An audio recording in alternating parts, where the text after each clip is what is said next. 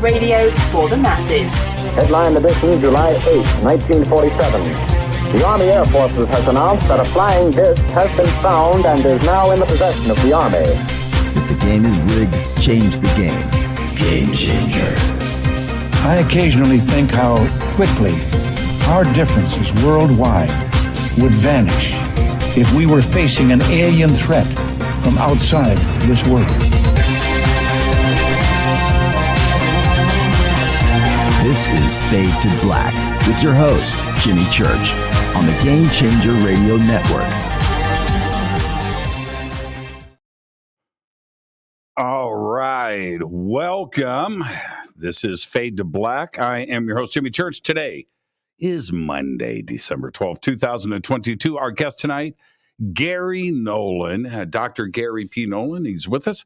We're going to be discussing his career and his interest in our community. Of course, Dr. Nolan is the Rachford and Carlota A. Harris Professor in the Department of Pathology at Stanford University School of Medicine. He is the first recipient of the Teal Innovator Award from the Department of Defense, the first recipient of an FDA BAAA, and received the award for Outstanding Research and Achievement in 2011 from Nature Publishing Group. Here's the deal, though.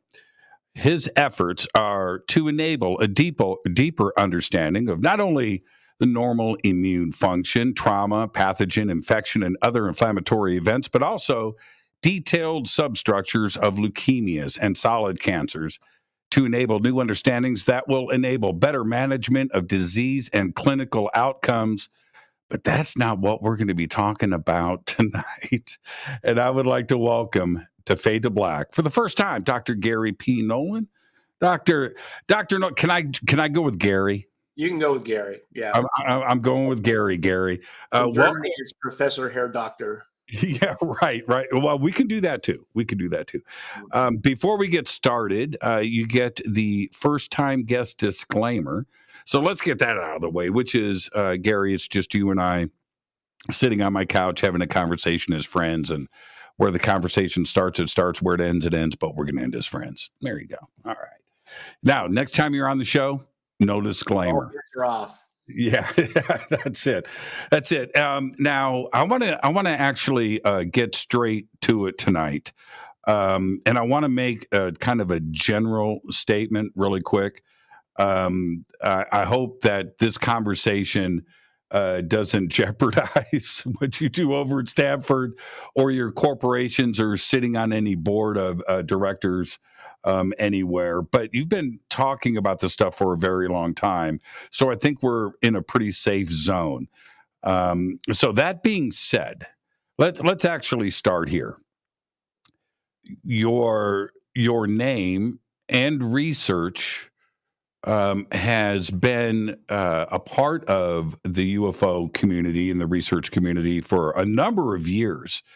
And it didn't start with any one thing. I think that people that come to this community are brought here for very personal reasons. For you, why the interest in our UFO community? Well, I think I've always been interested in space. I've always been, as I've said in other shows, I'm a big reader of science fiction. And I guess it was probably around 2010-ish or so that, or maybe a little earlier, that basically I discovered YouTube and, poking around and looking at the UFO videos and thinking, oh, that's interesting.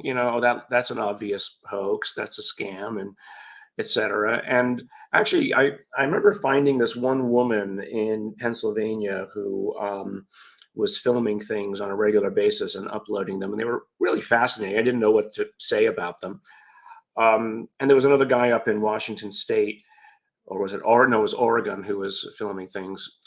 And one of them sent me an email with or a picture of the Atacama, and that there was a movie being made about it. And of course, the picture was spectacular and quite, fascinating. And I thought, okay, well, I can and they were saying it was an alien, and I was like, well, it's certainly unusual. And so I reached out to them, and I was in the movie that they had on it, and then I had an agreement with the director and all the rest that I would do whatever I could while I was doing the analysis, but that I would publish a paper on it, which I did. Unfortunately, it was human. There were a couple of times along the way where I thought it might not be, and then we published a paper, as I said, on it, and that was really what kind of brought me, I guess, to the attention of more serious scientists in the field. And that's when the CIA and all the rest showed up in my office. And then the rest is, I think many people here already know the story, so I won't repeat it unless you have some specifics. Well, it's the first time that you and I have talked about it, so we may circle back to that. But let's talk about the Atacama for a minute, if you will. I've held the 3D model, right? Mhm. I've held that, and knowing that is to scale, Mhm. right? That you're holding and it seems to me to be pretty complete. It doesn't look like I should say complete. It seems adult. It doesn't look like a fetus or a baby human. Mhm. It's got the proportions of, and I used to make these jokes. I could almost see this little guy sitting on a little piece of wood with a blueberry. You know, Mhm. I Mhm. mean, it just seemed developed, and that didn't make any sense to me. And when your paper was published, I was a little bit bummed. I was hoping for something else. So Oh, I was bummed. I still remember a time I was driving down the road thinking to myself, at first I thought it was a monkey. And then I thought, okay, well, and then some of the data started coming in, and we were getting early sequencing results that were basically, I couldn't figure out what they were, and what the results meant. And it turned out that the results there was a reason why the results were what they were. And they weren't garbage. It was just, there was a special way to treat the data Mhm. that I wasn't aware of. The first thing I did was I took the picture. I remember going over to the head of neonatal care at Stanford. David Stevenson was then the associate dean of research, or faculty affairs, and he was a friend. And he ran the neonatal care. And I went over there with the pictures, and I said, "Okay, what do you think this is? Who can I talk to?" And he had just come out of the neonatal care unit, and he goes, looks at it, he goes, "Well, I don't know what that is, but I do know the person that you need to talk to, and his name is Ralph Lockman, and he's actually he's here at Stanford, and he's literally the world's expert in pediatric bone disorders. And so maybe you should set up a meeting with him." And I did, and he looked at it and he said, "Well, this is unusual. It's human, but it does have a number of bone disorders." I mean, he's seen everything. I mean, my mother was a nurse in Liverpool at the time, and I still remember the day when I was very young. We had moved to the United States, and she goes, one of the things that she didn't like about being in an emergency room or in the neonatal area was that sometimes, and she called them, this is just her words, and they're not very woke or whatever you want to call them. She goes, but some of the monsters that were born. I mean, and having to tell the mothers that they couldn't even see what it was that they had, given birth to, Mhm. because of birth defects and things. And that always stuck in my mind. But just go look on Amazon for Ralph Lockman's book, and then read the book and look at the pictures, and you're like, Jesus, that doesn't look human, because it's a mutation. There are mutations. So he had a number of mutations that he thought might be involved, that are involved in bone development. I said, but he didn't know. He said, well, this is worth looking into. I've never seen this before. I've never seen this combination of traits before. And so I had him on board. And then because the skeleton came from South America, I again, at Stanford, by luck, we had truly the world's expert in South American, Native, and Indian and um, genetics. So he had everything. He had all the databases. Um, and so, and then I had just sold a company of mine to Roche Diagnostics or Roche Sequencing. And it was basically a company that I had started with another professor who was the chair of statistics. His name was Wing Wang, and a PhD student that we shared, Nargis Asadi. And so that became Roche's bioinformatics division. It's now like 600 or 700 strong there. So I had some contacts there, and I said, hey, can you help me with this? So then I got another person involved in the genetics department. And so I got a bunch of students together to basically help us unravel it, because I wasn't a specialist in the kind of DNA analysis that needs to be done. Mm-hmm. I've never gone into this much detail, actually, in any of the talks I've given. So I handed it over, and then they came back and said, we need a second sequencing. You don't have enough data. We can't call, as it's called, some of the bases. You basically do multiple reads and you line them up, and you basically do what's called a consensus call. So we redid the sequencing with some of the remaining material that I had, and then basically put those things together. And then they made the calls, and then they did the statistics, and lo and behold, a large number of the mutations that were in both data sets ended up being in bone morphology genes. Statistically, it was unlikely. So we wrote the paper. I frankly didn't think it was that big a deal, because we just showed it was human. It had these mutations. We thought, when we wrote the paper, we caveated the hell out of it, because you always do. You always write it in these very careful ways that you say it might, it suggests, etc. But what we didn't need to suggest or caveat was that it was human. There were no new chromosomes or anything like that.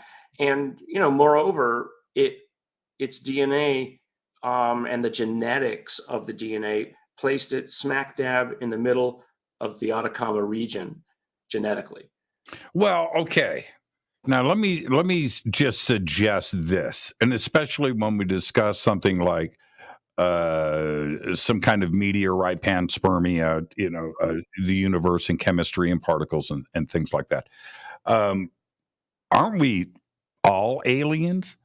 Right? And what I'm suggesting is, could it just put it out there that this is something that isn't possibly historically what we would be used to seeing as Homo sapien sapien, but that maybe we are all aliens, right? And that genetically going back hundreds of thousands or millions of years, there's all kinds of changes that could have happened.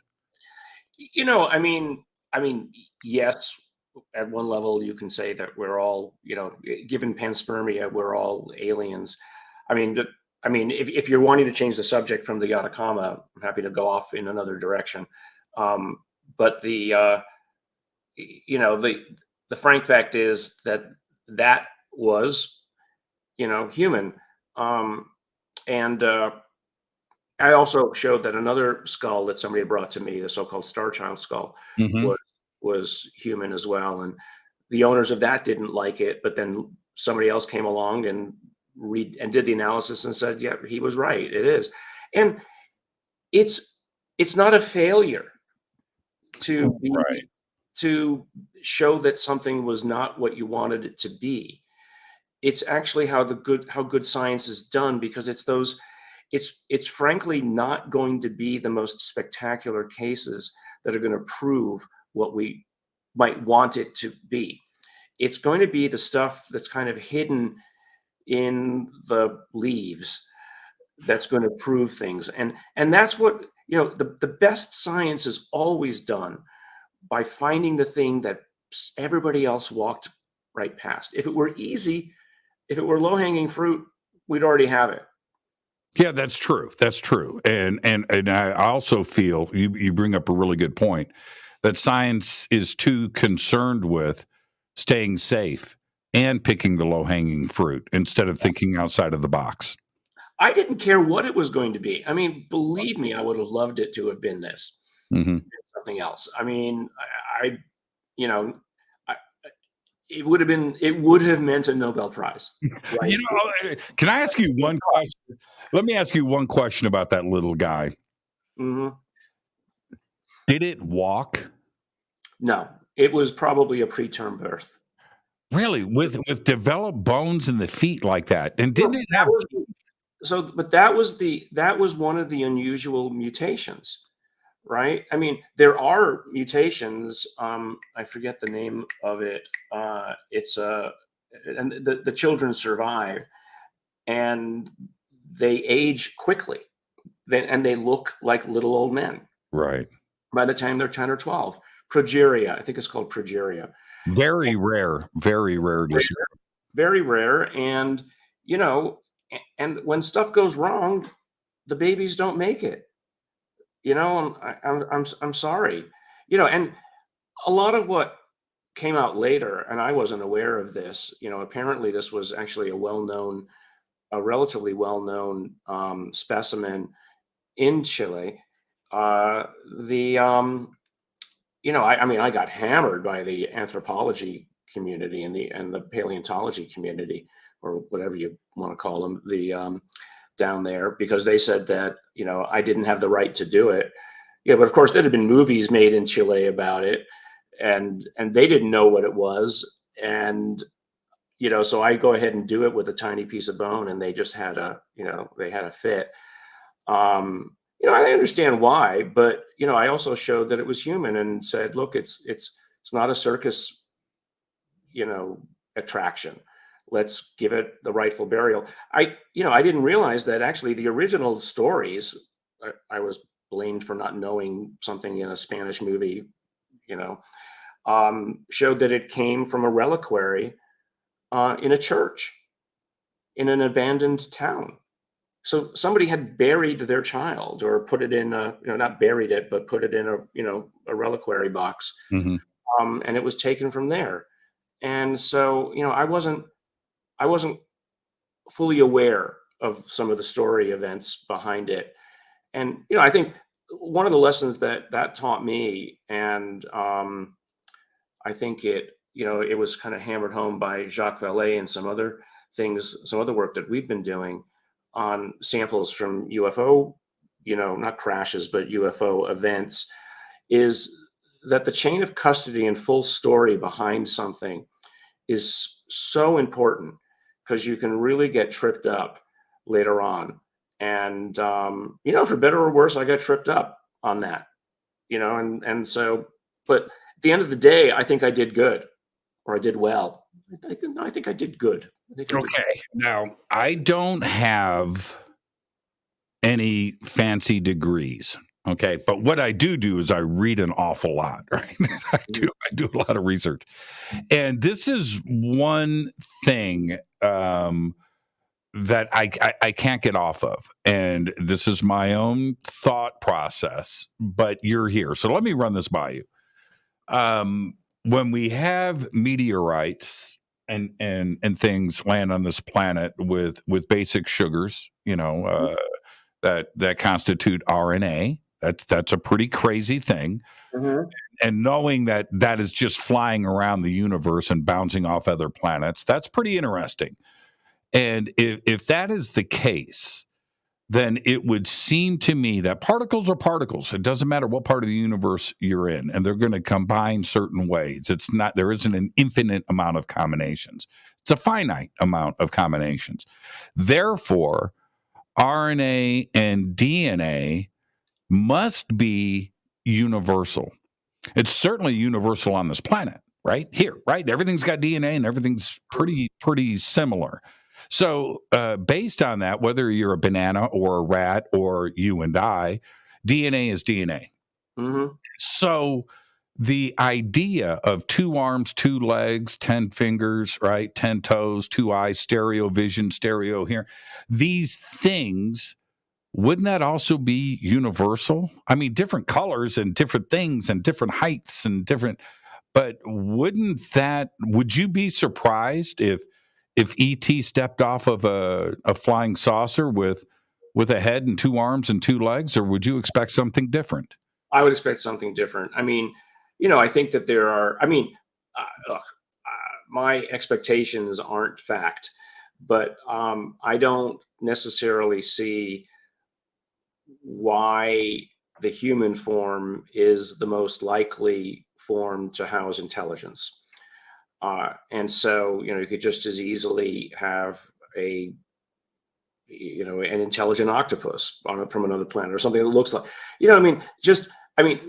just go back to the Cambrian explosion, right? Mhm. The Precambrian explosion, when all the varied life forms were, and it was before there was a cataclysm of some sort. That was a point in time in our genetic history when the modules for forming things, the genetic modules for forming things, had begun to become complex enough that you could have all of these extraordinarily varied forms. And it's kind of like a Sims game, right? Where you're playing and you're building these different modules, and then out of complexity can come even more complexity. But it couldn't all survive. And so there was a winnowing event. So you're going to have on another planet somewhere, if it has an evolution, it's going to have its own growth, and it's probably going to have something like plants and something like animals. But the ancient ancestor of ours that by chance happened to be the survivor, it was the one that didn't get eaten that day in the pond or in the seaside, is not going to be the same one on another planet. And so while I think that there is an evolutionary pressure to keep the senses close to the brain, because the millisecond matters between being eaten and not. You don't want to have your eyes on your fingers necessarily to make a decision. So there would be I think, an evolutionary pressure to keep the sensory apparatus close to wherever the brain case is, but it doesn't have to be sitting on top of a thorax, or an abdomen with 2 arms and 2 legs. So I'm pretty, I don't know if convinced is the right word, but if I were to explain the things that people think that they see, which are humanoid, I have a hard time thinking that they evolved elsewhere, unless you want to imagine some sort of parallel universe where things only diverged relatively recently, and they're more interested in coming over to look at us because we look weird, right? So that's one way to think about it, some sort of parallel universe, a future universe of ours, somebody coming back. Or, and people, I'm happy to hear other ideas for this, or a situation where whatever it is that is the intelligence behind the things that people think that they see is basically taking animals from Earth and designing them up and making them look more like us, or doing its own mix and match games to create an avatar, or to create an intermediary to basically run operations on the planet while it's off busy doing whatever it is that it really does. I think that is, to me, a more, it sounds fantastical, obviously. It's complete speculation on my part, but it seems, given the variety of things that people have seen, it's either something that is made in a Jacques Valléan sort of manner to be the intermediary, to fool us, to make us think that it's alien, when it's really something else, or it's something that whatever it is making to interact with us. Whatever it is that people think is humanoid just doesn't make sense to me. I'm perfectly willing to be convinced otherwise. I mean, in the absence of data, you can speculate a little more broadly. Yeah, Give me some data and let me reduce the variable boundaries, and then I can speculate a bit more precisely. well, okay. So have you we'll get into the CIA here in a minute, and you know what's funny, when I announced that you were coming on the show, by the way, Garry and I have been trying to do this for a very long time. If everybody could see our emails, is that so I get the emails coming in, duty CIA, man, you can't trust Garry Nolan, he's CIA. I was like, wait, whoa, let's right. So but here's the thing with that, those comments, and you mentioned it at the front of the show. You brought up the CIA, and we could talk about that later, and we will. But you have been exposed to the idea from the government that there has been contact made. There's been contact made with our military. We've got illnesses we've got to work on. We need your help with this. That's a pretty extraordinary step. But have you encountered the one missing thing here to all of this is like alien DNA, right? Mhm. We've got all kinds of artifacts and things and metal driven. We've got that stuff, but the radiation readings. But alien DNA, is that something that you have encountered, or is that something that the government doesn't have yet? I mean, if they do, then I mean, I haven't seen the data, right? I mean, believe me, I would love to get my hands on it. Again, Nobel Prize, give me Right. it. You Yeah. know, I've been accused of being bought off by that Teal Innovator Award that you mentioned, which was an Mhm. ovarian cancer award. I Uh, left the dollar value off of that, by the it way. was like I don't know, 3 or 4 million. I forget what Right. it is. It Right. sounds like a lot of money, but in science, you go through it quickly. But it's Okay, back to alien DNA. sorry. Back to you're right though. That is, you would get funding. Your children would get the I leftover. would exactly. I'd get the funding. It would be, you'd be uh, superstar, blah blah blah. I mean, frankly, the kind of attention that I think sometimes you don't want. But so I think let me just say it this way: the proof's in the pudding here. My interest in the area has continued despite all of those, let's say, setbacks, because I do think that there's something to be done and something to be said. But you know, DNA might be universal in some ways, but it doesn't have to be the only format for storing information. There might be variations on the theme, right? There might be different bases that are used, et cetera. So if different bases are used rather than A, G, C, or T, uh, our current machines wouldn't be able to read them. You could do the chemistry on it and figure it out, but it would take It huge. wouldn't line up with anything. It wouldn't line up with anything. Right. You know, so I mean, it doesn't mean that it can't be done. It just means that it needs the kind of focus on it that you would need to bring in teams of people who were specialists in it. Now, maybe the government's done it, and I'm not giving them the credit that's due. But if it is, and they didn't do anything with the data and is stuck in a filing cabinet, and they might as well have not done it. Okay. Another question. I think about this stuff way too much, but you're here, so I'm going to ask. I'll say you and I can't speak for the rest of the audience, but you and I have 46 chromosome pairs, right? Mhm. Primates have 48.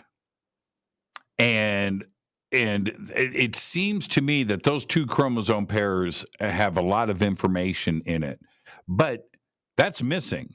with us, you and I. Can't speak for the audience, but It's why? not missing, it's rearranged.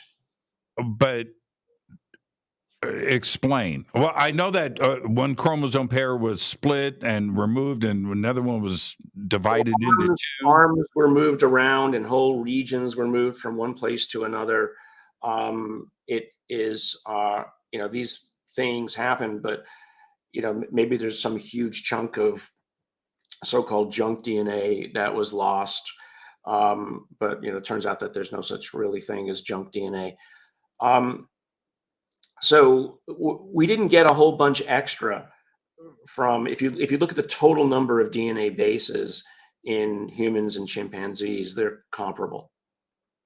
Okay, but why isn't chimpanzees, apes, inventing the internet 4.0 instead of us? Well, they have any of a number of other differences from us. I mean, in terms of the brain structure, et cetera. But those are all what you think of as, or what we explain as regulatory events. Turning the right gene on in the right place at the right time, a mutation in a protein here that affects 10 other things in how development occurs. I mean, frankly, we're going to need AI to figure out how we actually work now that we're starting to collect the data, because no human will be able to mentally manifest it. But I could make a human, okay, and change the number. I mean, I'm not going to do it, but I could, you have chromosomes of different sizes, 23 being the smallest, and all the way up to the largest ones. And I could rearrange the chromosome arms, make a new race of humans with fewer or larger numbers of chromosomes. It wouldn't make them any less human.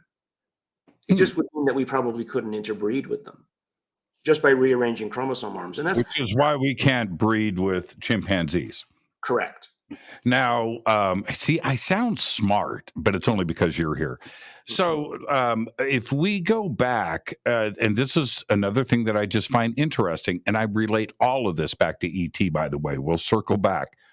If we go back 200,000 years ago, when you and I, Homo sapiens sapien, just appeared, it seems that the chromosome pair change happened around that time. That's one. But number two, how is it that when you look at Cro-Magnon or Neanderthal and you look at the slope, but the face that, you and I are beautiful, right? We're handsome. And if you go, if you know what I'm saying, right? And you look at a Neanderthal woman and you look at Homo sapien female, there isn't 50 million years of evolution there. Something happened overnight where you and I just appeared with this, this Adonis beauty that we have. And that kind of change in an evolutionary sense happening overnight doesn't make any sense to me unless we had some kind of intervention that came from the stars. I don't think that, first of all, it was all that sudden, the changes. I mean, we think of them as sudden, but that's just because of what we see in the fossil record.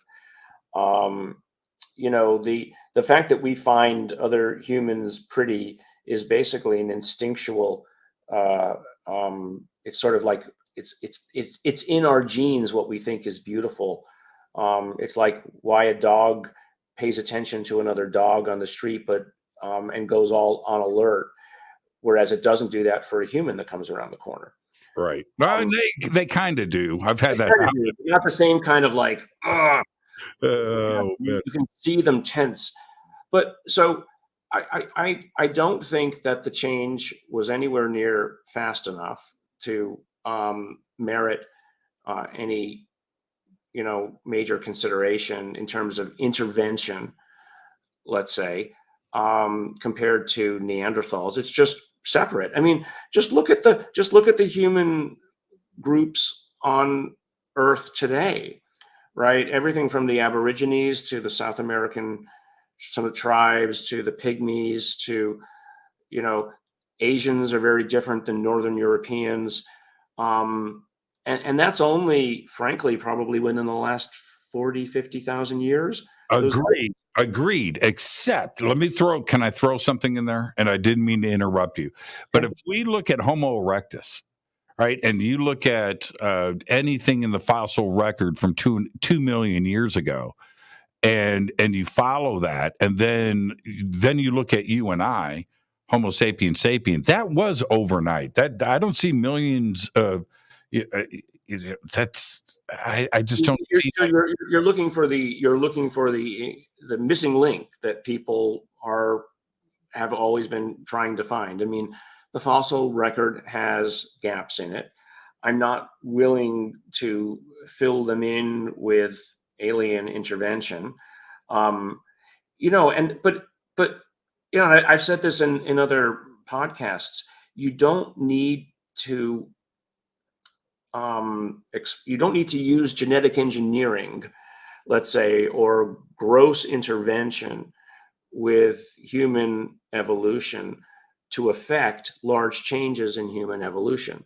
There's something called the founder effect in genetics, which is, if you have a limited breeding group that's separate from the larger breeding group, that limited breeding group is going to be very different, but it will, if it basically founds a new population, then they will look like that limited breeding group. Quickly, too. Yeah. I get that. Okay. So let's play the game that you want here to play. Let's say that somebody wanted to change humanity. All they need to do is make sure that a bunch of the people that they didn't want to breed don't breed. Right? They make sure that certain groups win and others don't. So you can affect extraordinary changes, just like we've done with dogs over the years, by selective breeding. And horses and. Yeah. But we simply do not know enough right now to do any kind of manipulation of the human genome with the kind of subtlety that's required to accomplish major changes. Now, I'm not saying that something wouldn't know enough, but what I'm trying to finesse in here is that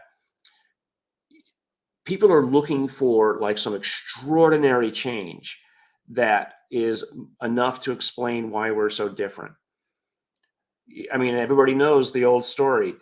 95% of the chimpanzee genome looks like ours. Subtle differences here or there. Because you can't make one change in one part of the genome without it affecting something unexpected. And so there are these changes and counter changes and balancing effects that occur all across the genome that are necessary, although we don't understand them yet, to make sure that everything of who and what we are is all brought together from the egg to who we are today. So if you're going to imagine that there was an intervention, you have to imagine an AI level superintelligence that was able to say, okay, well, these are the kinds of changes that I want. Or even if they're not making the changes, they're sampling the population and they're saying, these are the ones that I want to breed with the others. A very, Dune, Bene Gesserit kind of an approach. Right. Or get accused of eugenics, and like some of the people who out there who are like, Nolan's a eugenicist, blah, blah, blah. I'm just saying, I'm trying to give people let's say a standard science path to speculate in reasonable ways about this. Now, here's the thing. All of that is fine, and it all could be natural. It could all be luck. Lightning struck some DNA on a crystal in a creek bed, and here we are. Okay, all right, okay. I'll give you that. Except apparently ET is visiting us and visiting us a lot, right? And that does bring this hypothetical in. And when we see this, and especially this last 5 years, it's been pretty extraordinary. When we see this conversation now being a part of the media, you've been on television, you've been interviewed about some pretty extraordinary subjects that have never been dealt with in the last. Let's just go with it. Except for the last 5 years, it's been avoided. Now, apparently, this is going on. With all of your research and what you've been exposed to, is ET right now visiting this planet? I don't want to call them ET because I'm not sure they're extraterrestrial, but there's something here. I mean, that again, so I was explaining on, actually did a podcast with Ryan Graves last week. The pilot? Down in Orange County. And I was explaining that there are different languages for different people, or there's a different language of proof, depending on who you're talking to. If you're an experiencer, which I am, as people know, I've seen things when I was young. I'm not regularly visited or anything like that, and they're not sending me, texts or anything. You're not getting any downloads. I'm not getting any downloads from them directly, but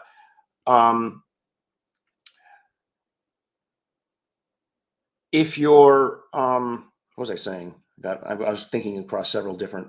That they may not be ET.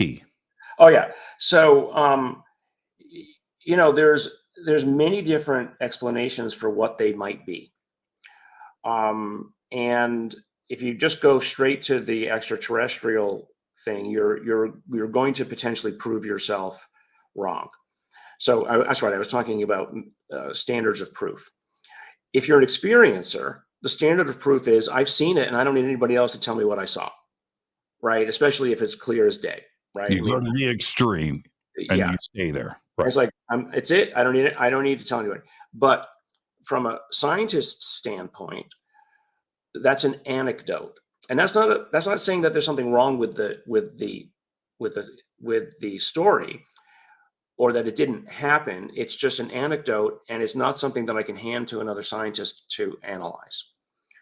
Now, in my field, in the clinical medicine work that I do, an anecdote is actually, let's say, a one-off observation of somebody who comes in, they're sick, and they had the following heart condition, and we'd never seen this before, and I take all the data down, and I can publish a case study simply on that one thing. And it's an anecdote. There's nothing wrong with it. It's not a negative, but it's science insofar as somebody else can look at that data and verify that I did the analysis correctly, but I can come to very few conclusions. But the language of science, though, really is I can publish a paper on Atacama with all the DNA, and somebody else can look at that analysis that I did and either decide that I was right or wrong in whatever conclusions I made, and we made very few conclusions except it was human. But it is then repeatable. Somebody else can go back to that sample again, that specimen, and redo it and prove or disprove whether I'm right or wrong, or, and get better DNA sequencing. We got limited DNA out of it, right? So those two worlds are separate. And then there's a third world that basically isn't an experiencer, and they're not a scientist doing anything, but who do they look to for belief structures?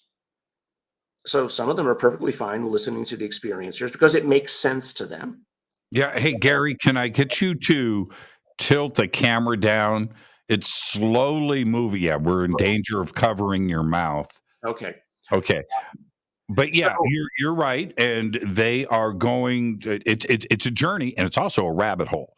So go and find the closest match in their own mindset, right? But there are those though who also want to talk, will only believe it if a scientist believes it. And so what I feel that my, let's say, goal has been in the last several years is twofold. One is to make the study of this area credible, or not embarrassing. That's the first thing. And so, but that is to make other scientists realize, look, the data is real. I don't know what the conclusions are. I've said this before. It's like, it's not reptilians from the Pleiades. Oh, we just lost connection, just like that. Okay, this is Fade to Black, and now we're talking with Garry, Dr. Garry Nolan. He has just dropped offline, so see, they're listening. Oh, he's back. He's back. Oh, he's trying to connect. I'm watching him. Maybe he can hear me now. And yeah. See, here's the thing as I'm watching him sign back in. The conversation that has, I'm going to use the word morph, that there is a suggestion out there, and we've heard it many times, that, extraterrestrial, off-planet star system. Okay, there you are, Garry. What I was what I was just talking to the audience about as the CIA interrupted our broadcast, right?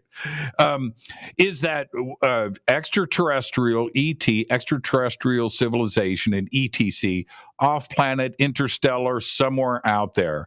And then there's another conversation that there's something going on, but it may be terrestrial. We don't understand it yet. Could be time travelers from the future. It could be something that hasn't been discovered. It could be something that doesn't want to be known.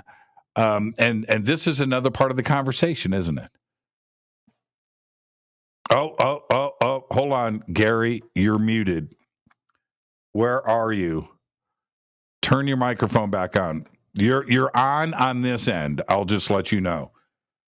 So it's resting on your end.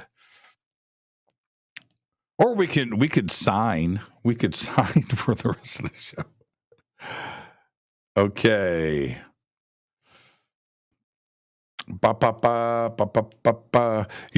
I'm just gonna let you know you're active over here, so you've got something muted or your microphone's turned off when you came back in. You can go down to your settings at the bottom of the page. See where it says settings. You just turned it off. Now you turned it back on. Okay, now go into settings and see what microphone you have selected.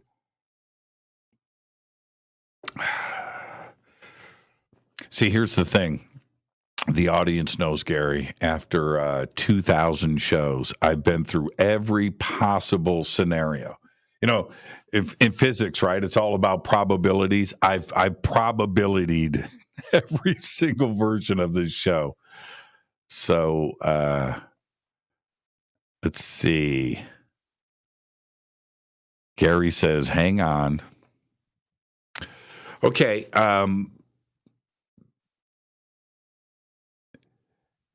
No, yeah. I'm watching the comments in the live stream. They're better than the show. If you want, Garry, I can. You want me to take a commercial break right here, and then we'll come back in 5 minutes? Okay, let's do that. And I'll pull Garry out. We'll do this. This is Jimmy Church of Fade to Black. Please visit all of our sponsors. We're taking a quick break here. All of the links are below. We'll be right back.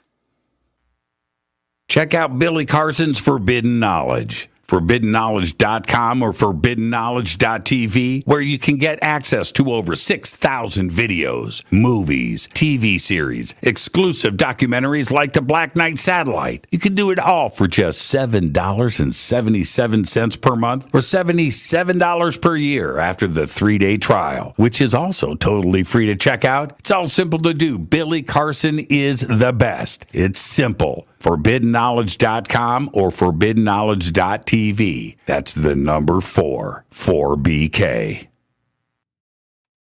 I will be hosting and emceeing the Conscious Life Expo this February 10th through the 13th at the LAX Hilton right here in Los Angeles, California. 200 speakers, including Linda Moulton Howe, Bashar, Deborah King, George Norrie, Daniel Sheehan, Scott Walter Johnstone, and David Wolf. Over 200 vendors, special events. This is the biggest event of its kind on planet Earth. You've got to come and hang out with all of us. Tickets and info at ConsciousLifeExpo.com. The links are below. On Saturday, April 1st, that's right, April Fool's Day 2023, I will be hosting the Parapod Festival at the Hyatt Regency right here in Valencia, California. It's a live one-day podcast awards. It's a film festival. It's a full-on media event.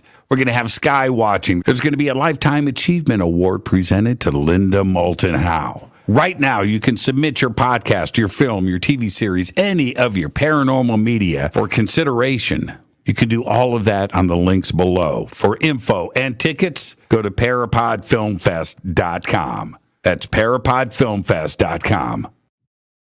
April 7th through the 14th, 2023, I'll be hosting and presenting on the Hidden Secrets Seminar at Sea Cruise. From Los Angeles to the Mexican Riviera on the Navigator of the Seas. That's right, up top, a giant water slide. You've got to check out the Navigator of the Seas. It's amazing. We've got Scott Walter, Adam Apollo, Nick Pope, Brad Olson, Vivian Chauvet, Jason Shirka, Robert Grant, Ruben Langdon, and another 12 amazing speakers and presenters. It's all simple to do. Just visit divinetravels.com/Hidden Secrets 2023. You know you want to go on a cruise with me.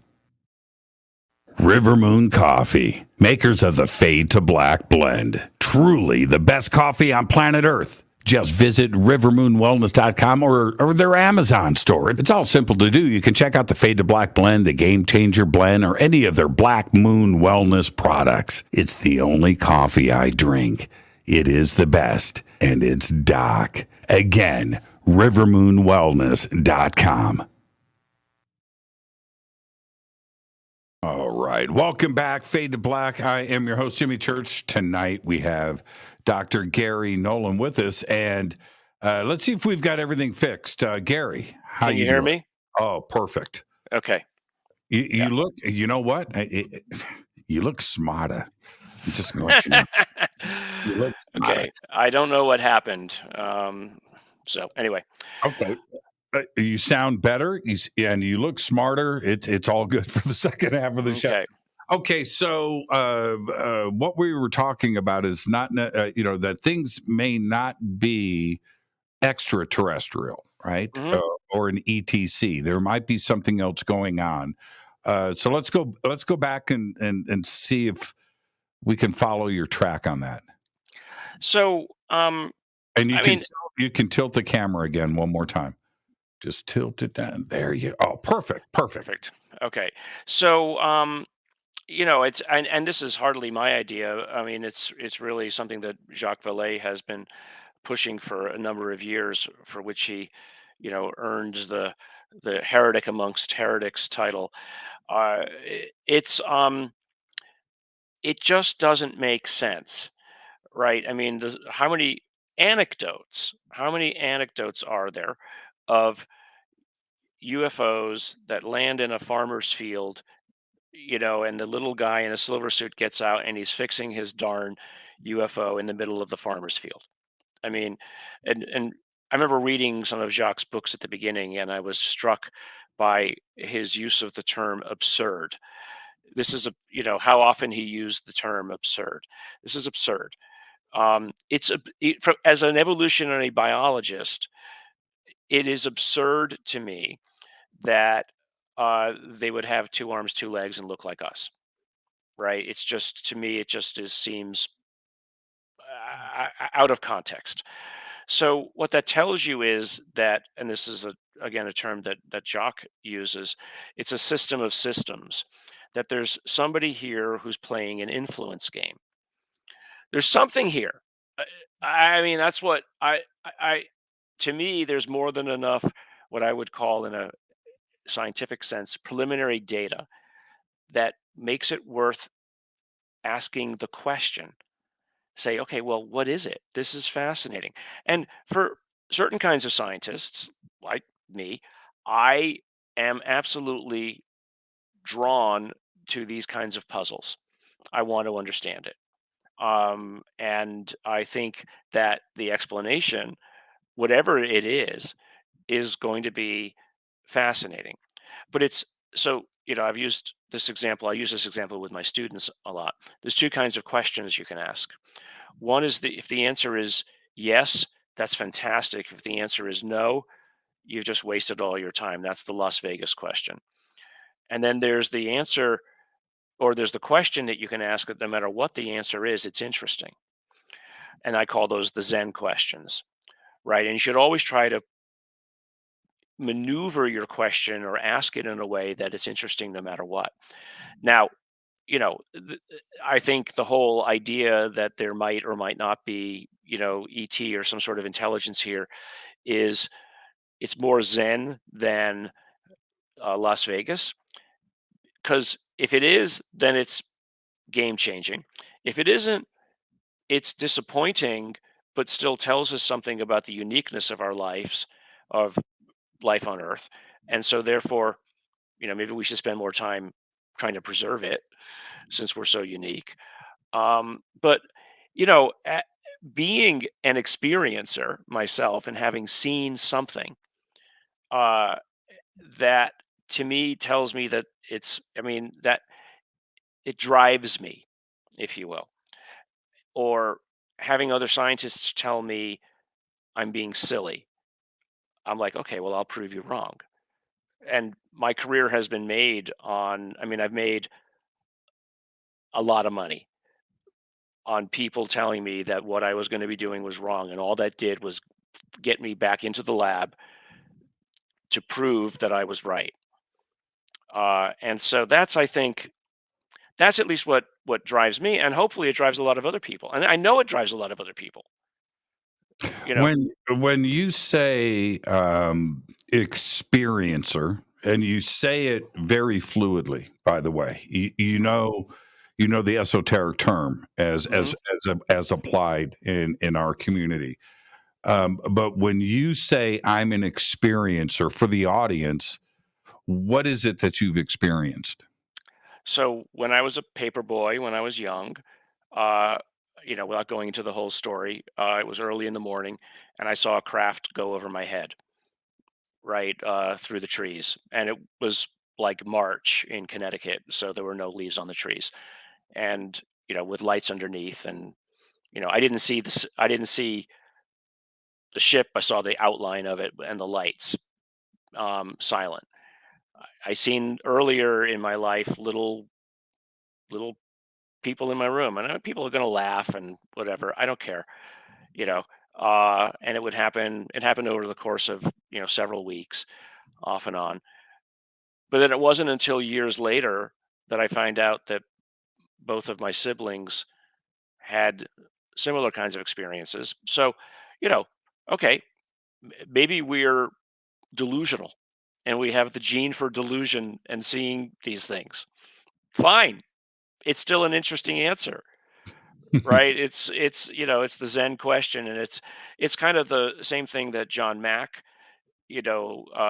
came to when he was talking about people who had these memories of abductions, right? He says it's either some sort of interesting mass hysteria, or it's real. Both are equally as frightening, by the way. Yes, both are frightening. And so, I'm interested in those kinds of things, but I'm more interested in just proving or disproving it, because I always, and I made my career, and I made my whatever I have monetarily by looking at things and saying, this is what I can do with it. And so I look at what we're dealing with today and what it is that people think they're seeing, and I see opportunity for humanity. Not for like global. I mean, yes, global peace, et cetera, but that's beyond me. I'm more interested in the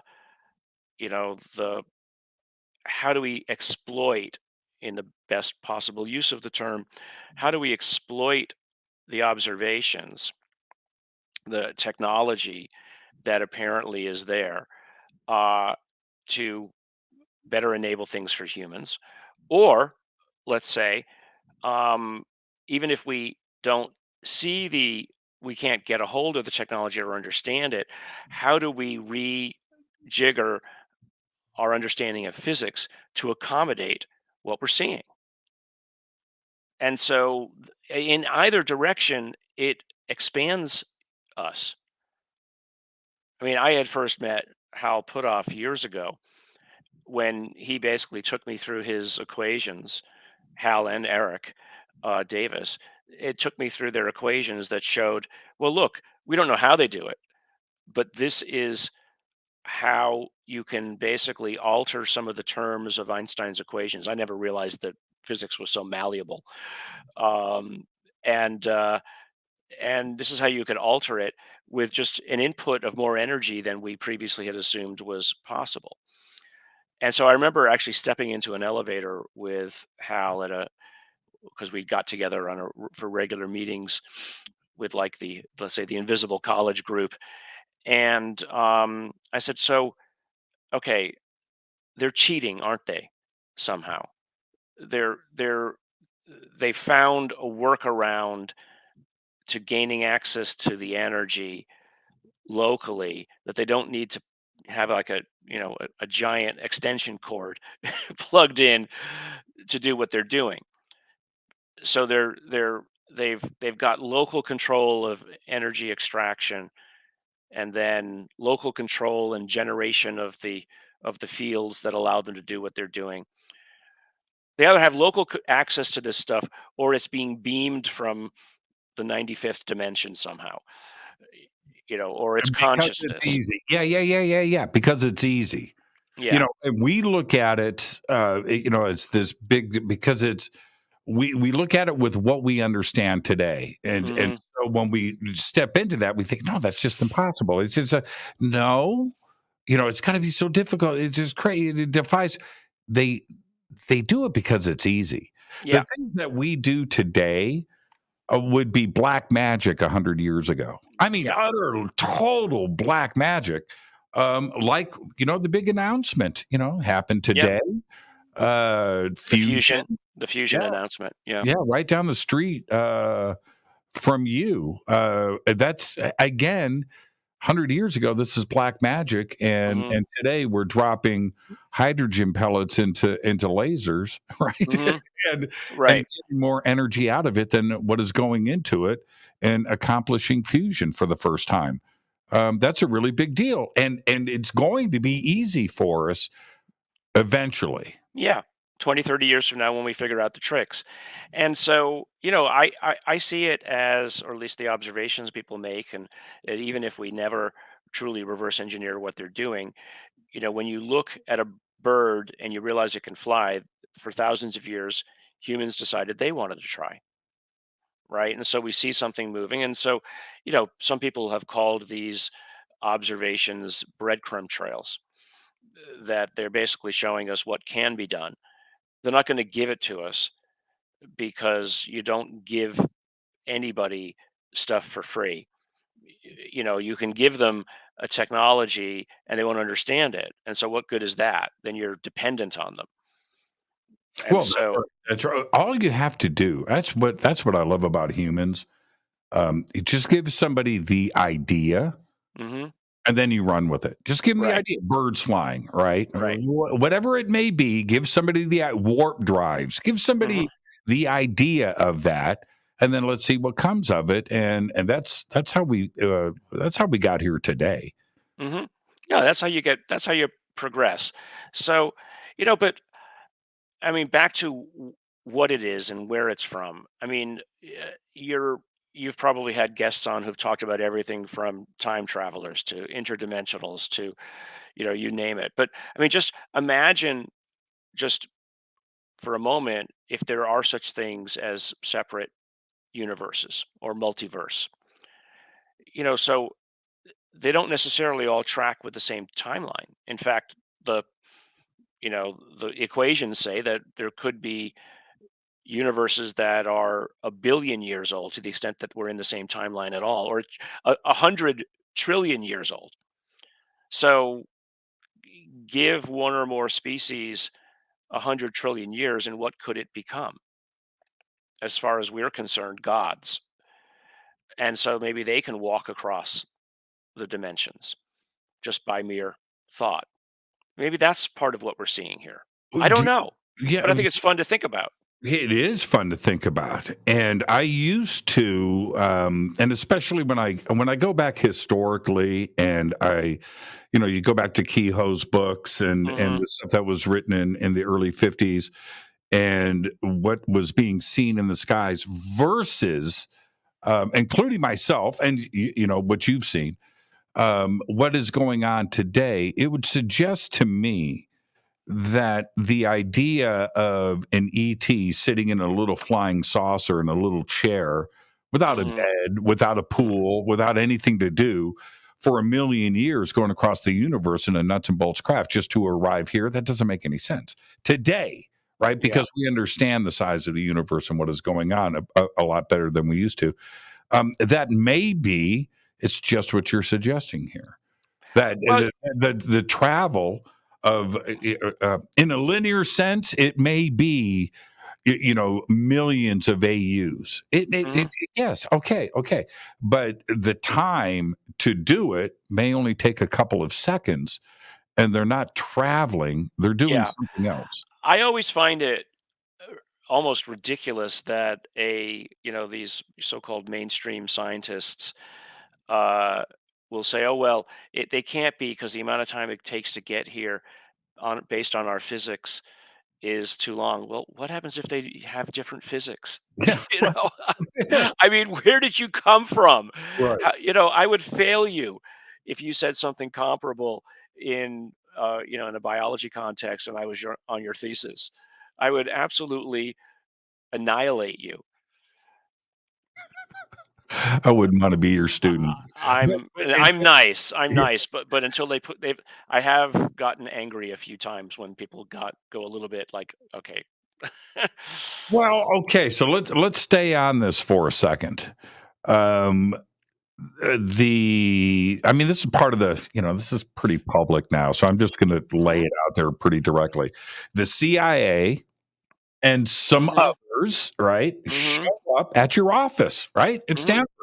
Yep. Um, were they invited? Not by me. Not by you. Okay, Yeah. so you weren't expecting this. Is my point, right? Yeah. No. And how does we're going to talk about the reason for them being there in just a second, but how does that introduction happen? What was said, and how did they introduce themselves? Um. Well, they introduced themselves as somebody associated with the CIA, or CIA, and all I heard was CIA at the time, and somebody from an aeronautics corporation, um, space corporation, and they wanted to talk to me about these um, pilots and military people and others who'd been harmed uh, by something that Now, they'd gotten too close aeronautics, to. was that Eric Davis?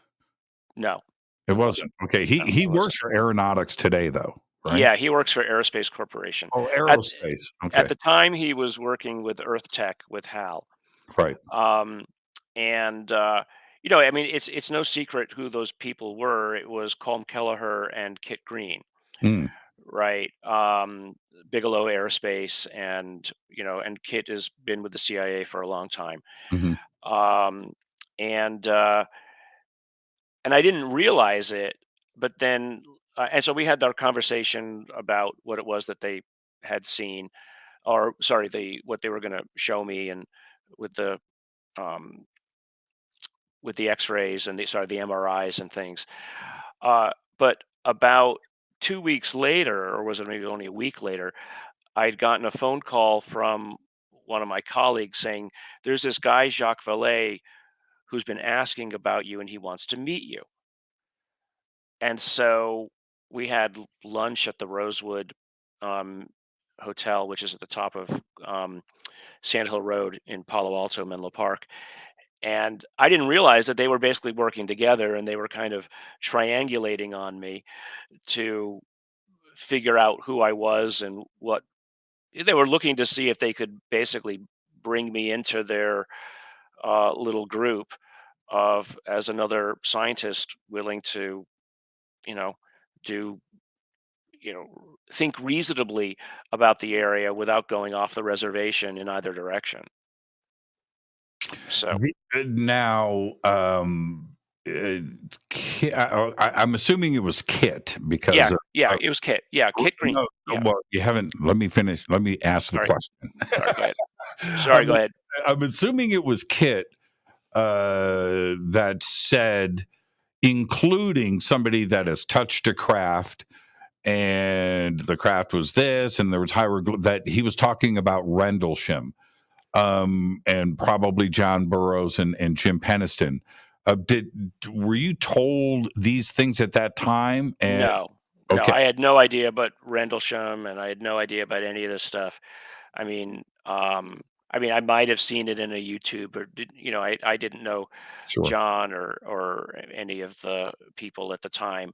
Um, they basically kept me at the periphery for probably about 6 months to a year, until finally I was allowed to meet the whole group.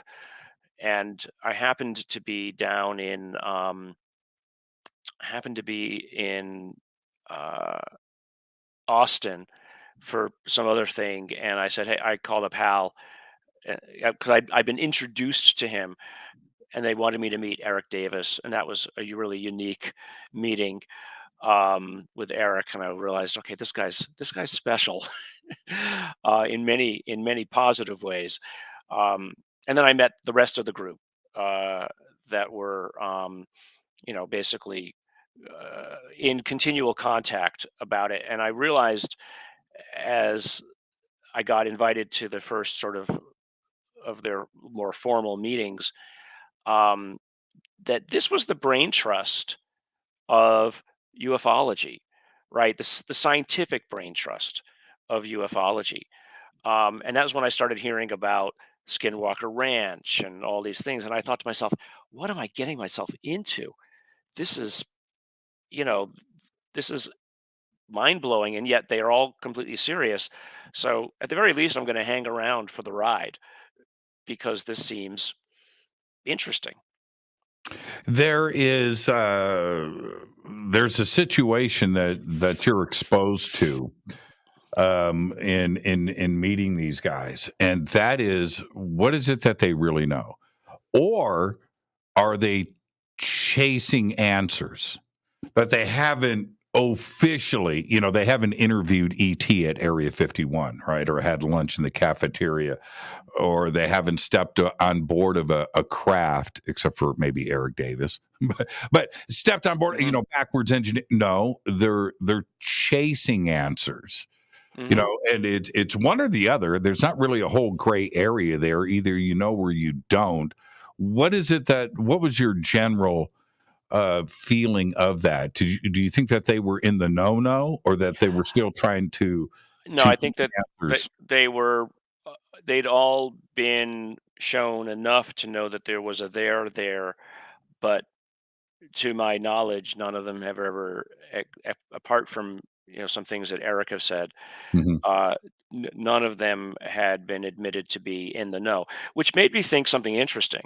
Is that here you had a group of people who, for better or worse, are being kept out of the know, and is associating myself with such a group going to keep me out of the know? And so it was, but it was a risk worth taking because it was more than any of my colleagues had, and we would hash over some really fascinating cases uh, that had come up each, every 6 or so months that we would get together. Um, but because of it, it eventually led me to, TTSA and meeting Lou and meeting Chris Mellon and then meeting any of a number of other people that I can't talk about who are closer to the know. And so, without betraying any confidences, and I haven't signed any NDAs or anything like that. This is all just personal confidences with individuals. Um, I am more convinced now that it's very close. That there are people who are very close, I, and I want your opinion on this. mhm, I have said this a lot, and I mean, I'm pretty close to this group, and I've communicated a lot with them. mhm, But that being said, I feel that anybody in the know, I mean, like for real, mhm, will never know their names. yeah, I agree. Right? Probably, Yeah. yeah, I agree. I think that whoever it is vetted really quite well. So, what are the categories by which information will eventually get out? Either a leak or somebody comes forward. We've all heard the deathbed confessions by people, but those, again, they just end up being anecdotes at the end of the day. Right. Or, you know, w- somebody gets to a crash before the crash retrieval teams do. Um, or as scientists, and this is what I'm trying to do, and it might be a vain attempt, vain in every sense of the word, fruitless as well as self-congratulatory. Mhm. Uh, um, Well said, by the way. Well said. I'm going Yes. to set up a analysis pipeline, including things that aren't available to anybody on the planet, that allow me to analyze things at a level of um, granularity that hopefully will make it sort of a necessity for somebody to come forward with the stuff and say, "Help us understand it." And is that kind of transparency? Is that something that would freak out the planet, or do you think that we're pretty much we can deal with things now? But I mean, I think we can. I think mentally we can deal with it. I mean, religions might have a little bit of an issue trying to decide whether you know, uh, the aliens have the same kind of gods that we do, or not, or whatever it is, aliens. Um, but I'm more wondering about what is it that someone feels is so compellingly scary that we can't be let known about it.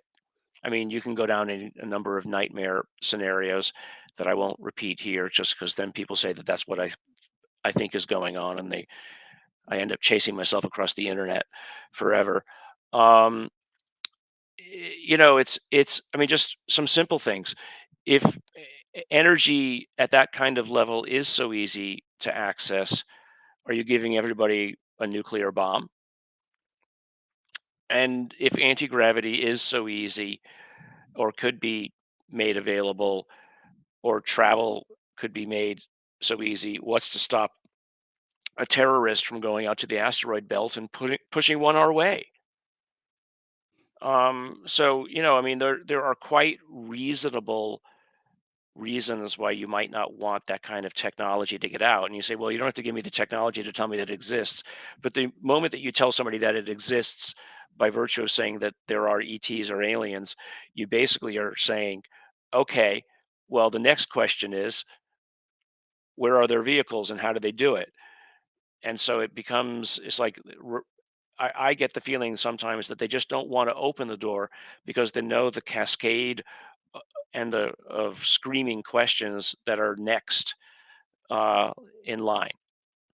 They'd have people like you and everybody screaming at the top of their voices, you know.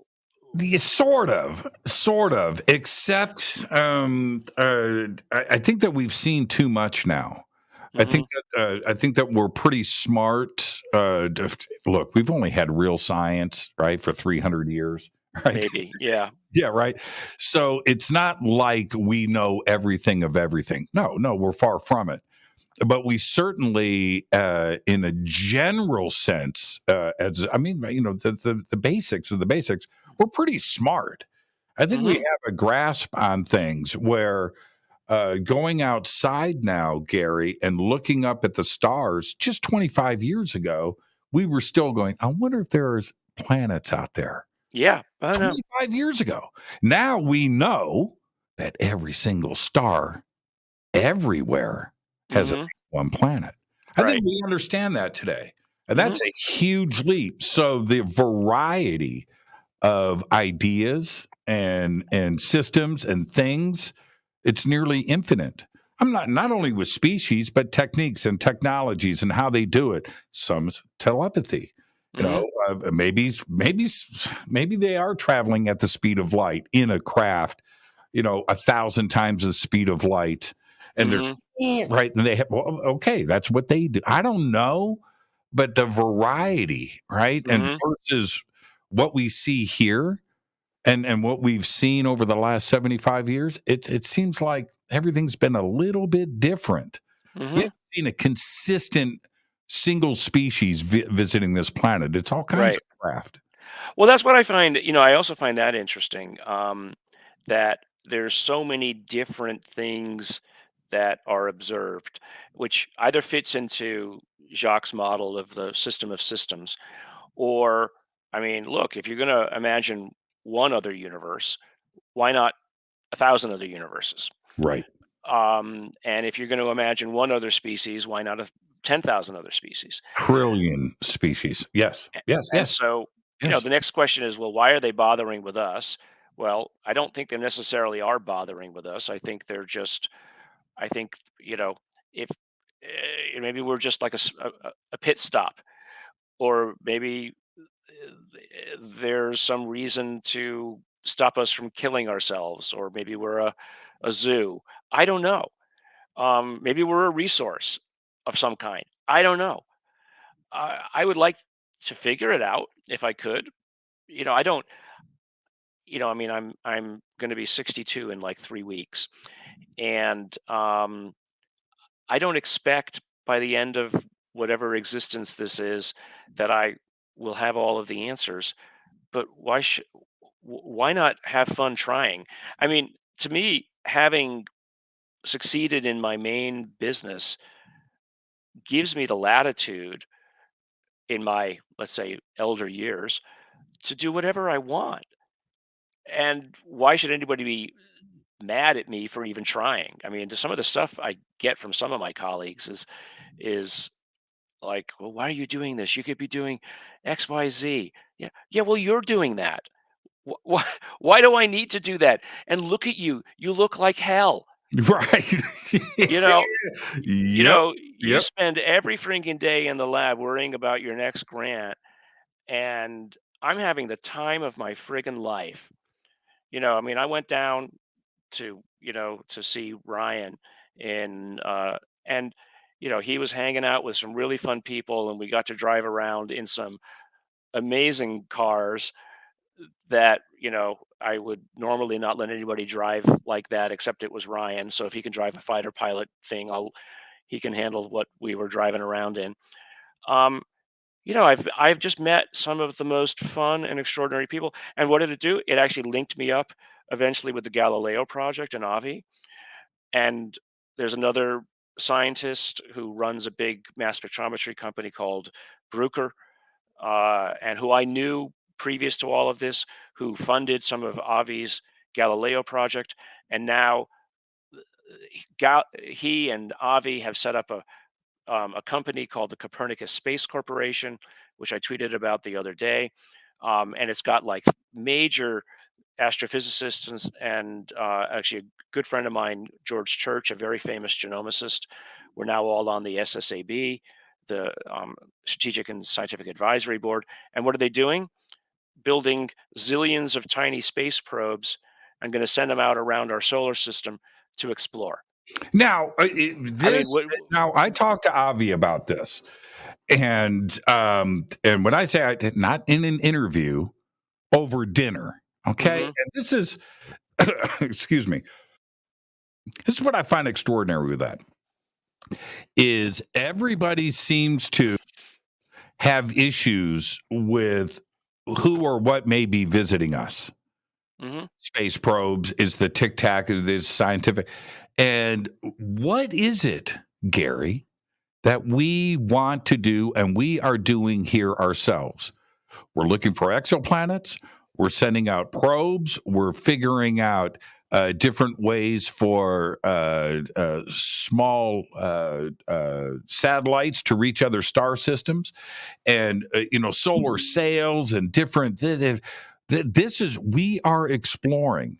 Mhm. Why would we expect anything else from another civilization out there from doing the same thing, Yeah, right? And certainly if they are, and they are, they would have discovered this planet just like we've just discovered 10,000 in our solar mhm, neighborhood. yeah. I mean, maybe life is relatively rare, on a per planet basis, but in a big enough universe, it's numerous. And so, if it's rare but still numerous, why wouldn't you want to go see the other rarities? Wait, we okay, so let's talk about this for a second. Just in our Milky Way, where and Avi has stopped me a couple of times and corrected me on my numbers. His numbers are much bigger than mine, but let's just go with this: 1 trillion planets in our Milky Way. 25 years ago, zero. Okay, right? Hmm. Big knot. Now it's 1 trillion planets or more, and where 100 billion, 100 billion are rocky Earth-like planets in the Goldilocks zone. Hmm. Now it's a numbers game, just like you just said, right? Hmm. Now, how many have How many have life? How many have intelligent life? How many have intelligent life beyond ours? Well, even though we take a percentage or two of that and pull these numbers out, we're still talking about 30, 40, 50, 60, 100 million, Hmm. right? It's a big number. Yeah. And why is it that it's so difficult for scientists to discuss this? I think most people Well, have an open mind. I mean, I think people enjoy talking about it. I think it's because I don't think anybody has a problem speculating. I think it's still in the speculation anecdote mode. But if we find life in on Europa or life on Mars, right? It'll be primitive, at least on Mars. We expect it to be primitive relative to us, given its ecologic circumstances. I think we might find stuff which is a little bit more complex under the oceans in Europa. Um, you know, jellyfish-like things or whatever that live off the energy generated by the orbiting of Jupiter. Um, I mean, that would be a big game changer. That then opens your mind to the other possibilities that, okay, well, gee, life can be elsewhere. Now, the first question anybody's going to ask is, does it look like us? Did it not look like us from the DNA point of view? Does it have cellular structures like us? Is it derived from us? Are we derived from them? Are we cousins? I mean, obviously they'll be extraordinarily different. As different as the stuff that if you watch any deep sea, you know, uh, um, exploration show, the strange things that you find down there are the kind of strange things I would expect to find on Europa. right? The weird shaped blobs. You're right, though. It would be huge. Talk about funding, right? NASA will get Right. all the funding that they ever want for eternity. Except the problem that I have with that, and most people don't understand, an octopus living, in the oceans of Europa would be cool, but without fire, they're not building anything, right? if you're right, that's the evolutionary step that will never happen. Well, With why? I mean, I'll challenge that. I mean, why couldn't, let's say that there were some sort of volcanic areas down there. Why couldn't they fashion tools? Why couldn't they realize that if they wanted to do electricity, they would have to evacuate a chamber and create electronics in that is only in air? The- wow, I I don't you think that are it smart. I don't think it limits them. They could be extraordinary philosophers, and who care if they have to be, or mathematicians. Who cares if they could ever really build anything? When you were just with Ryan Graves, and if we take some of the eyewitness testimony that we have, professional military pilots, and we extrapolate out of that, and we start to subgroup this, the us and them, or even above us, what could this possibly be? There isn't, if we just take it simply, there isn't anybody on this planet that has that kind of technology yet, including us. I'm talking about Right. something anti-gravity and Right. with that type of propulsion systems. And if I'm correct in that assumption, and I think I'm in a pretty safe zone here, what's the alternative? And does the military understand this? I mean, the alternative is, well, we know what the alternatives are. There's either the Chinese or the Russians. I think the Russians have pretty much played their cards, as we've seen in the Ukraine. I think I'm not worried that it's somebody else. I'm worried from a purely nationalistic or patriotic point of view that somebody else gets there first, and somebody who doesn't have the kinds of values I think that are important. I'm an immigrant, and there's usually no more, let's say, patriotic people than immigrants. I moved here from England as a very young boy. I was two actually, so one and a half or two. Um, so I, I would like us to figure it out first, because I just think that there's so much opportunity. I'm not saying that we're perfect by any stretch of the imagination, but I would rather it be us than China. And I greatly respect China. In fact, I respect China so much that I'm worried that they're going to get there first. I think that they are extraordinarily competent people The with, AI race is what freaks me out there. And yeah. in saying that, giving somebody the idea, when Hmm. the announcement came, for nuclear fusion today, and the processes involved with that, it wasn't like there was a white paper that was published today, Hmm. but you give the idea, right? Hmm. 200 lasers, pellets being fired at it, 150 million degrees. Well, you don't only need to have that. What if, right, you just gave the germ in the petri dish to Hmm. the rest of the world? Hmm. Well, I mean, if you gave it to everyone, uh, then that would be a good thing. I mean, the power, is that what you're talking about? The ability to do fusion. Right. I mean, first of all, it's not going to be given to everybody. Let's just talk about it clearly. Capitalism doesn't work that way.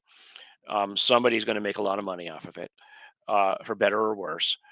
But I think you can step away from fusion, hot fusion, and you can go look at even stuff that NASA has admitted is now real, low energy nuclear reactions, right? So-called cold fusion. I mean, there was just a symposia here in Silicon Valley with a whole bunch of academics. I mean, mainstream academics now, and industrial, because they're this anomaly that people didn't think was real is now been proven in the laboratory and reproducible to the point where they say this might actually be an energy source. It doesn't require a 150 million degrees to accomplish. So, I think that that is also an example of where people who were told that they shouldn't be doing something and that they would ruin their career ignored it because they knew that they were seeing something right, and they're following up on it. Will it be eventually usable or commercializable? I don't know. It's not yet, but it's an alternative that we should explore because I the thing that I worry about with nuclear fusion is that it will be monopolized and owned by General Electric or something. And then somebody will set the prices. And the prices won't be that much different than what they're charging for oil because they'll know that, well, people will pay it, right? Or we'll force them to because they'll have no other choice. And that's what I don't like. So I want a bit more democratization of these technologies because I don't like I don't like people having all the power And gouging. and You know, gouging. Yeah. the let's change gears in the little time that we have left. I want to talk about two things. I want to talk about wormholes, and I want to talk about the Wilson Davis document. Hmm. And in the Wilson Davis document, which now, if you know what Hmm. has gone on, Oak Shannon is now spoken about this, and the Oak Shannon notes, and the Jack Houck notes, and the working group, and BDM Corporation, and John Alexander, and the whole list of names comes out. Hmm. Al Hmm. Puthoff and Kit Green and everything else. But what I find the most interesting about the Wilson Davis doc is that on page 13, Admiral Wilson says that he was at, and I'm assuming it's Lockheed, where these three employees of Lockheed, assuming it was Lockheed, tell him that they've got a craft that can't fly or Hmm. that they think can fly. Eric Davis, who is part of this conversation and took the notes, is attributed to a quote in the New York Times where he says he briefed the Senate in a classified briefing that we are indeed in possession of craft that are not of this earth. What do we do with that? And do you think that Eric Davis may not have witnessed one of these craft, but certainly he's been exposed to this? There's a lot to unpack there.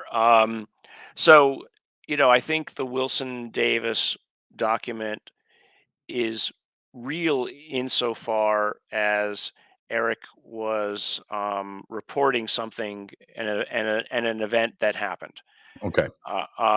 Look, uh, everybody's gone around this multiple times. There's very good reasons why Admiral Wilson would say it never happened. We know the reasons why. Uh, I I just know Eric, and I just don't see him lying about this. Now, whether he was reporting something that was real, or whether Admiral Wilson had been fed that information as a disinformation campaign, we know that stuff like that happened. I mean, Doty was involved in this Hmm. kind of stuff. I don't know, but I have every reason to believe that Eric is reporting something that happened. Um, and how far into it? I mean, I've had other conversations with Eric about other things that lead me to believe that he has seen more than the average person. And again, I just don't see. And he's the remarkably correct person to be a stenographer at this moment in history, because if you know Eric, he's a he's a he's a savant for sure. He can remember conversations in extraordinary detail that I wish I could. My God, I wish I could go to a seminar and remember everything. My brain would be probably packed uh, with more data than I need. but he's the right person to know all of this. So when he starts telling you something, he just sort of goes into this fugue state in a way, and just like starts rattling this stuff off. And if you ask him the same thing 15 minutes from now, he'll go into the same, the same diatribe. And so he's repeating something in his memory system. He's a very unique individual. He's definitely on a positive spectrum of some kind. Right. I don't know. I don't want to throw Right. words at him. He'll yell at me next time. You said this about me. You said that. You know. But But okay, so and the reason why I asked those two questions or two statements, I don't have a question, mhm, in that fashion is that we have the Davis doc. We know that what was quoted in there, right, in the mhm, backseat of the car, and then we have this quote, from Eric Davis in the New York Times, Leslie Kane, Ralph mhm, Blumenthal in their article, mhm, and buried in this mhm. article is that quote. Is that quote from Eric because of the conversation with Admiral Wilson, or do you think that Eric Davis attributed this knowledge to the Senate from another source? Um, I just probably shouldn't answer that. Oh, so he did.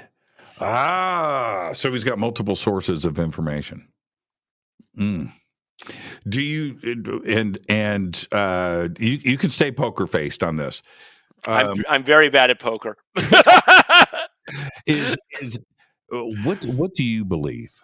I want your opinion. Is the Department of Defense? Yes, They are. We're in possession of a they're in craft, possession of something. Yes, and it. and I know that from other sources. Okay, okay. Let's keep going. This is good. Uh, Hmm. I wanted to get to wormholes. We might not.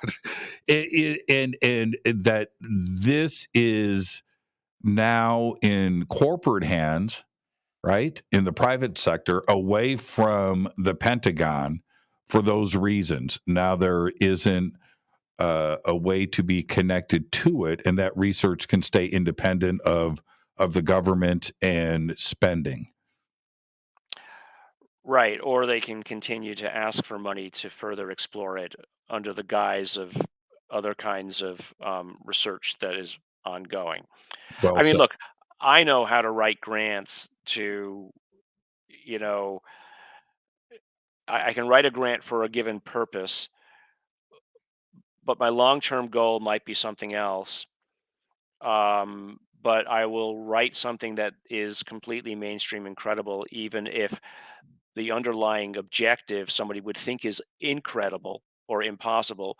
But I know that eventually I will get there and I will create the proof structure to get where I think I need to be.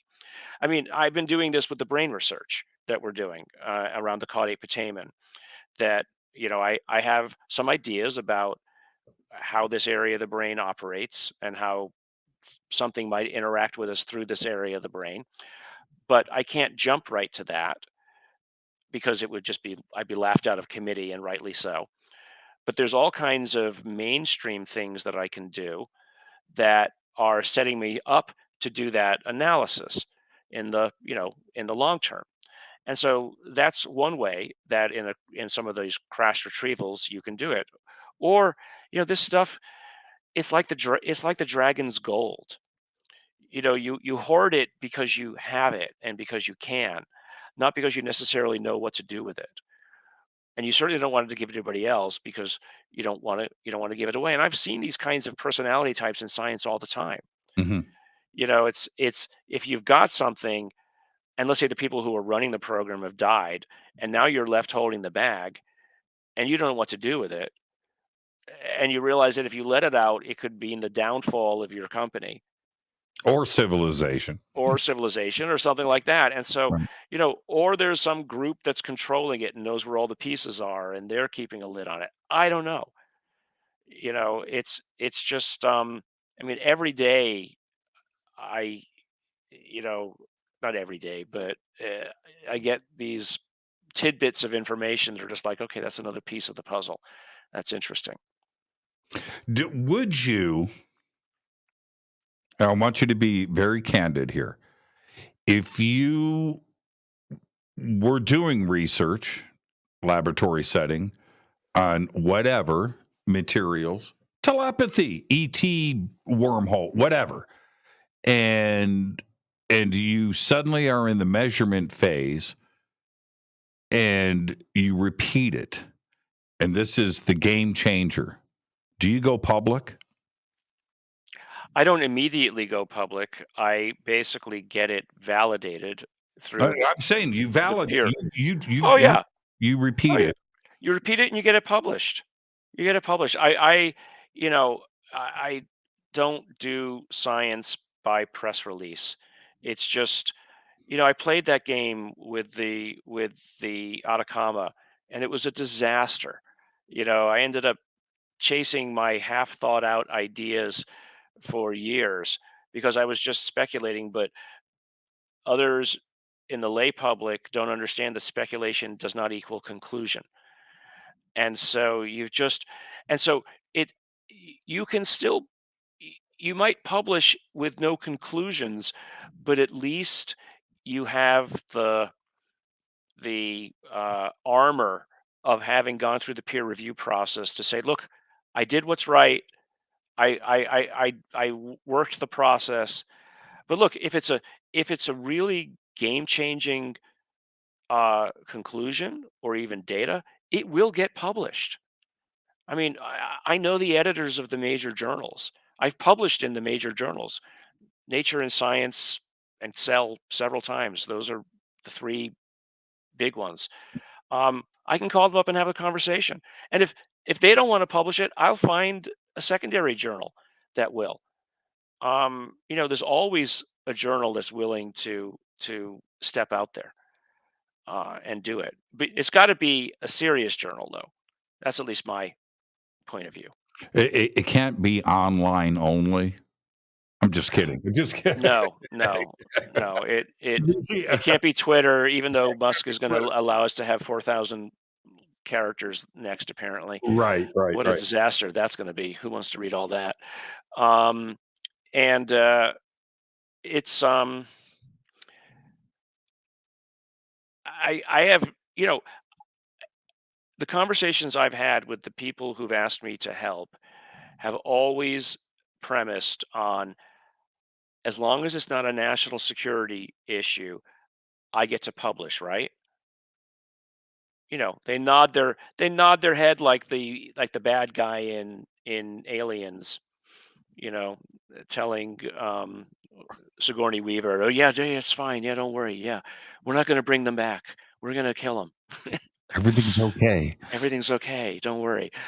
I'm not that naive, but I'm hopeful, and but I'll just tell you, don't cross me because I will find a way. And here, what frightens me about that statement? Your research, I'm not going to go into this, but the point is, if you're dealing with something like Ebola, right? I'm being serious. Hmm. You've got no fear. You've got no fear. You've got no fear, and you're dealing with pathogens and very, very serious things. And yeah. I don't think you Yeah. have fear. I don't think you're scared. I've been, we work with Ebola in my lab. I mean, we don't work with it in the lab, but we've worked with it. My postdocs go to Africa and collect stuff, and we've worked on a number of interesting pathogens. And no, I just think, as long as you're taking the right precautions and it's for eventually humanity's benefit, we should just do it. Maybe I'm silly that way, but I still remember when I was a kid, we met a bunch of other big kids out in the middle of a field somewhere, and they wanted to fight, and I was easily the smallest, and I stupidly got off the bicycle and walked up to the others and said, "Leave us alone." And it was, I think it was the incongruity of somebody so small saying, "Take off," that they're like, okay, this kid, maybe he has something. Yeah, he What, knows you know, kung fu. he, Right, I don't, right. I know, I could have beat the hell out of me, and I don't know if it was stupid or heroic or cowardly or whatever, but and they let. So I've always been that way. I'm just like, it's like, just get out of my way. I've got stuff to do. People feel that. The other part of this, I'm swinging this back to wormholes for a reason, and we Hmm. were just talking about Eric Davis, who is, his mind goes into Hmm. some of these fantastical theoretical ideas, but you give somebody the idea, you put it out there, and things happen.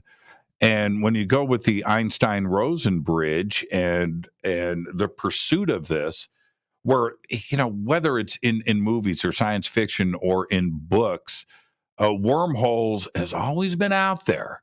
Hmm. But then the press release came out last week again, right up there next to you, Google, Alphabet, their quantum Hmm. computer, and the next thing you know, they're sending quantum information, and they have it in a laboratory setting Hmm. created a wormhole. Now Hmm.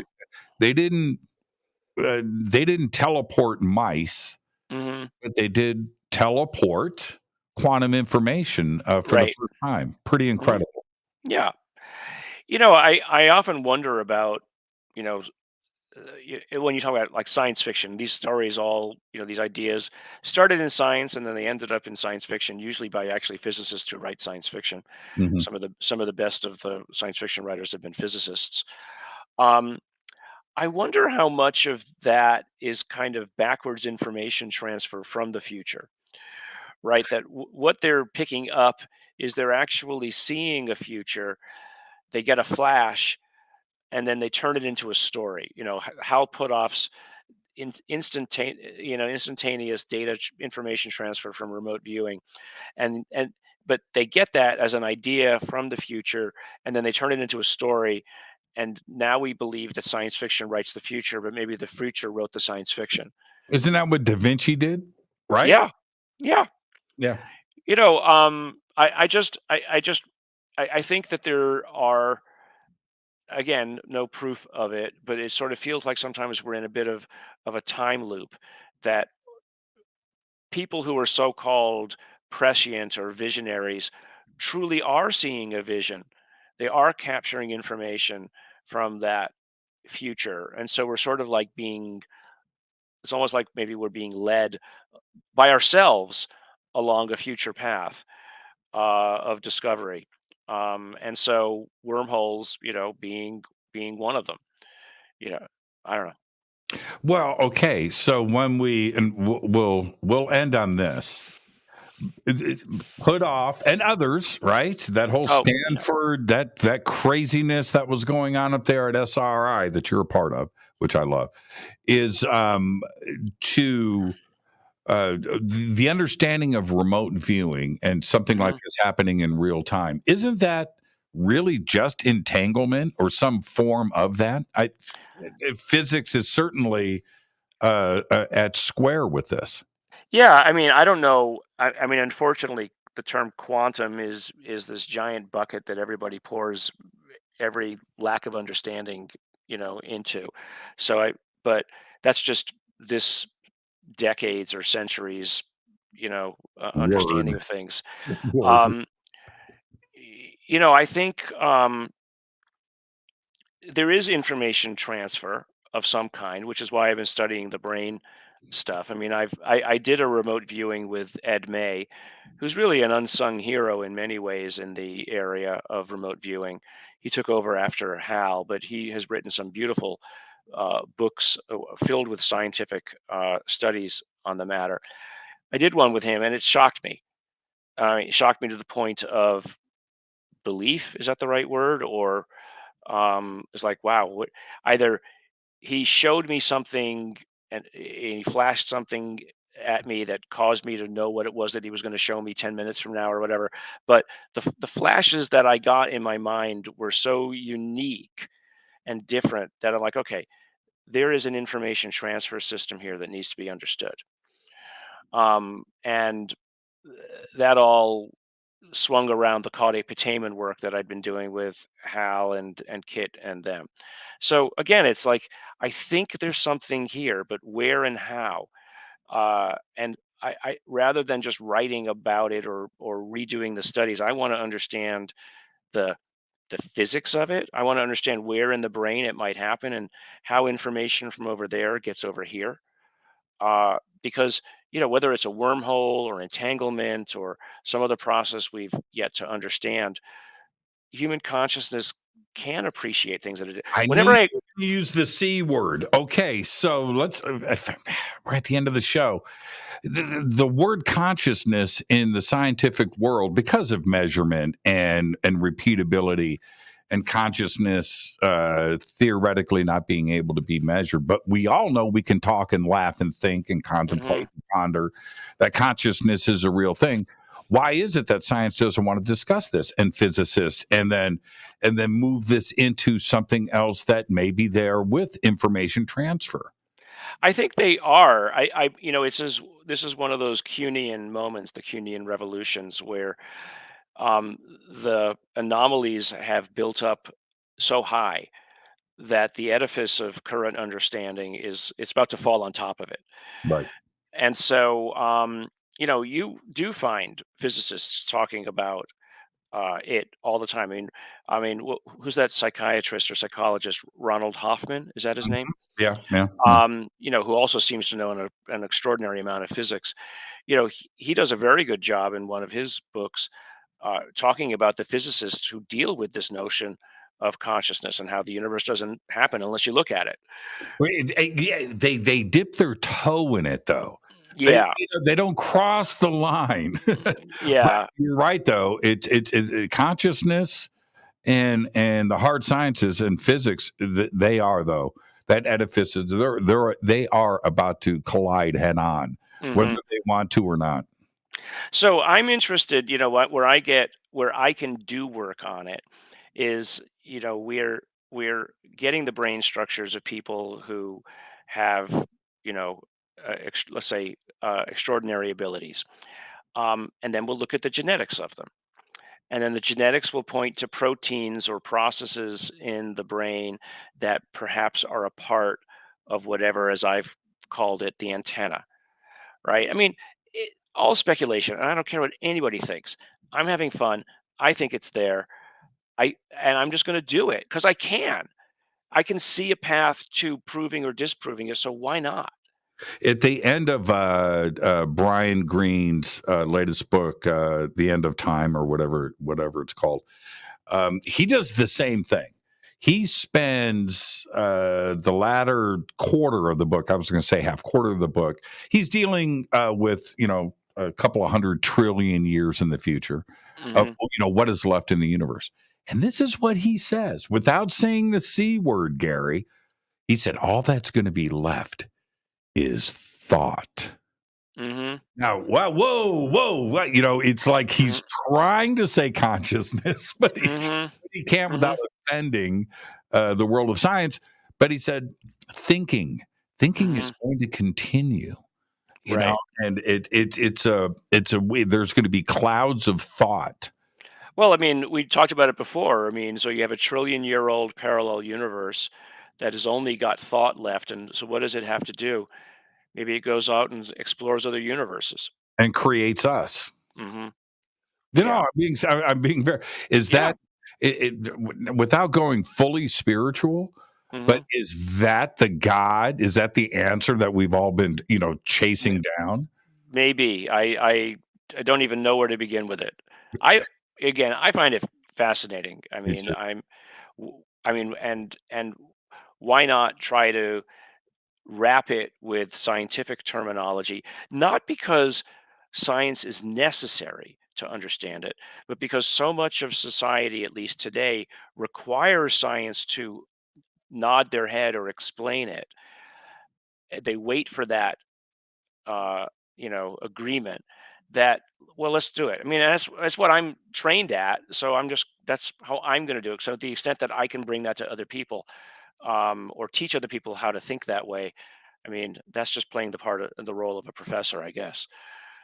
Well, I'll say this. You figured something out because you look like you're 35 years old. So I want you to share with whatever It's the amount of youth that it's the alien hybrid DNA. I'm an alien hybrid.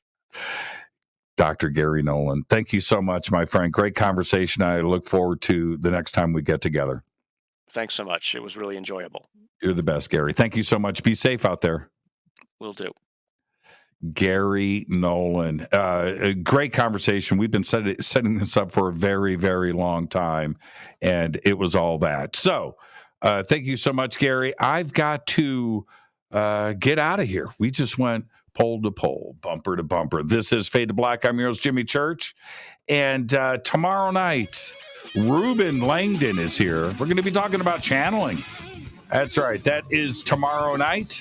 We've got a very busy week. Wednesday night, we've got Jason Shurka. What are we doing Thursday night? Oh, Jim Harold is here. Great week coming up on Fade to Black. Fade to Black is produced by Renee. Oh, you know what? Oh, my goodness gracious. I just rolled past. Fade to Black is produced by Hilton J. Palm, Renee, Dennis, and Kevin. Webmaster is Drew the Geek. Music, Doug Aldrich. Intro, Spaceboy. SpaceboyMusic.com. Fade to Black is produced by KJCR for the Game Changer Network.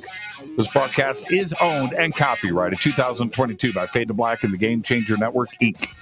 It cannot be rebroadcast, downloaded, copied, or used anywhere in the known universe without written permission from Fade to Black or the Game Changer Network. I'm your host, Jimmy Church. Until tomorrow night with Ruben Langdon, I want everybody to be safe. Go Beckley Tappy.